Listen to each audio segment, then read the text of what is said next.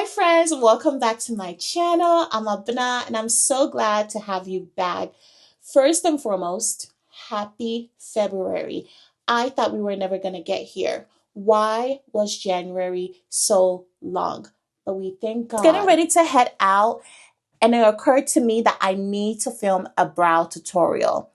I need to drop the jewels on how to get a beautiful, natural, wispy brow.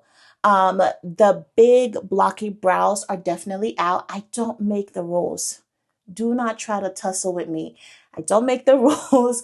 I'm just here to help. So we are going to do that. But before I do that, please subscribe if you haven't already done so we can grow this community. And also, if you're not already following me on my other platforms, follow me at stylebyabena. Pro tip, a good brow really starts with the shape of your brows. So every month when I go in for my maintenance, my manicure, my pedicure, I get my brows shaped. I have been waxing them lately and it works pretty well for me. I think my nail people do a really nice job, but you know, some people get them threaded, some people pluck them. But I think the shape of your brow really is important because it makes for a good canvas. I actually just got my brows done. I forgot to mention that. So I got them done yesterday. They are a little bit sparse because I just got them done. They typically look better after a couple days. So like 2-3 days from now, it will be popping. So here are some products that you are going to need. I have a brow gel. By now, every brand has a brow gel. This is from NYX. It's under $10. This is a really, really great one. Another good one, I think e.l.f. has a good one. Anastasia Beverly Hills has a good one. Like I said, every brand has a brow gel. I have a brow pencil. I have a flat brush, which also has a spoolie at the end. I have my concealer.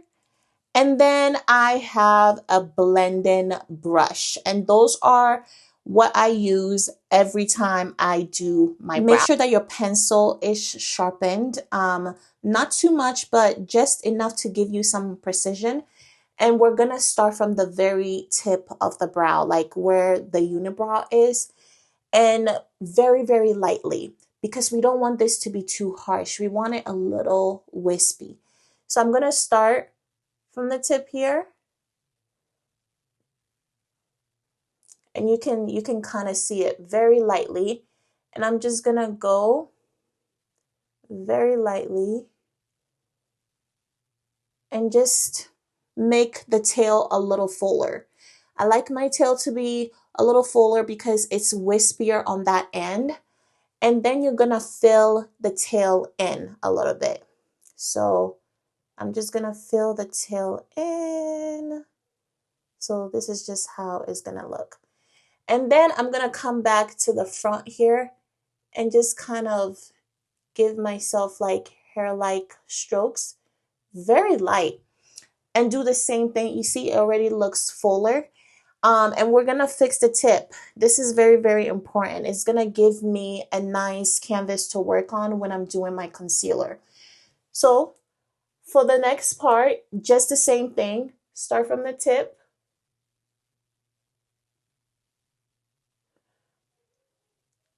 You can kind of see that. And then I'm going to work in my tail. This brow is much fuller in the middle, so I need to be really, really careful. So just the parts where it's sparse, I'm going to go in and give it like some strokes, hair-like strokes, and then kind of fix the top a little bit. So I'm just going to fix the bottom here. I don't know if you guys have heard the saying that your brows are sisters. They're not twins, right? So one may look larger than the other, and that's completely fine. We're going to try and fix it as much as possible when we do the concealer part of this. I think I need a new one because this one has been really, really worn out. So a flat brush. This is from Sephora. And then I'm going to go in with my Sephora concealer. My shade that I use is 35N, and I believe N is just for neutral. So I just open my concealer and I take some product on the brush. Take the product on the brush like this. And you don't want too little, and then you don't want too much. So I'm just gonna place some of it on my hand, and I'm just gonna go in. So like I said, this is gonna be really helpful when I'm shaping it. So I'm gonna start right where the tip is. So right here. Very lightly when you begin. And then when you get to the middle here, you apply more pressure. Do you see that? Perfect. And we're going to do the same with the other brow. So put some on here. We're going to start where the tip is. I gave myself a little canvas to work on. Very lightly. When you start, when you get to the middle and you're trying to shape, you put more pressure. And that's that.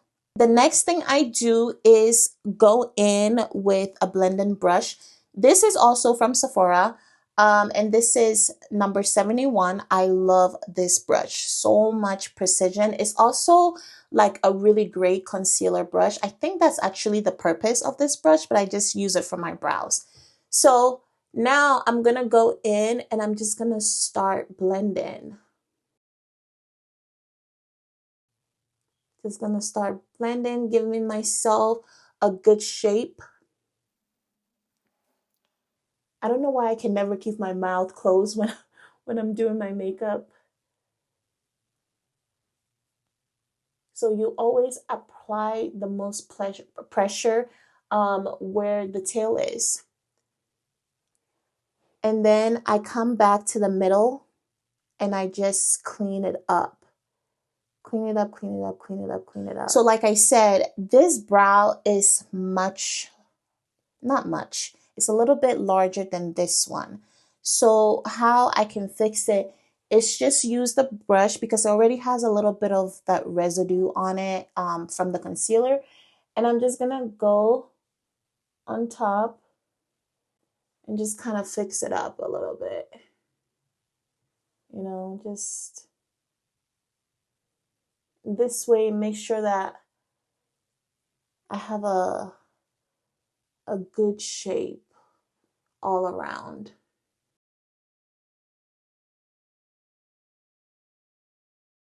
So I'm going to just go in a little bit on top here, just very lightly.